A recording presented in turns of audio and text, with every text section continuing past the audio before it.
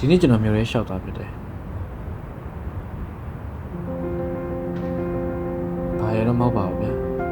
နောက်2ရက်လောက်နေတခြားနိုင်ငံတစ်ခုကိုရွေးတော့မှာဆိုတော့မျိုးထဲမှာလမ်းနေတော့ရှောက်လိုက်တဲ့တော့ကျွန်တော်တကယ်ကြီးနဲ့လေထိုင်နေကြလက်ပြေးတယ်မှာဆုံးပြလိုက်ပါလေဒီကောင်ကတော့နိုင်ငံသားသွားရဆိုတာလည်းပြေမဟုတ်နေလို့တားရည်ရဲ့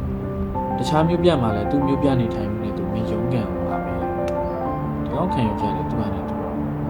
ဟုတ်တာပါကျွန်တော်ဘတ်စကားဘတ်စီရဲ့တွားနေကြလမ်းနေတယ်လို့ရှောက်သွားတယ်ကျွန်တော်ကတော့အားလုံး appreciate လုပ်ပါတယ်အဆင်ပြေတဲ့အချိန်တွေရောအဆင်ပြေတဲ့အချိန်အတူရှိပြီးရတယ်လူတွေရောဘာဆက်ဖြစ်အောင်လဲတော့ကျွန်တော်တိကျမသိဘူးဒါပေမဲ့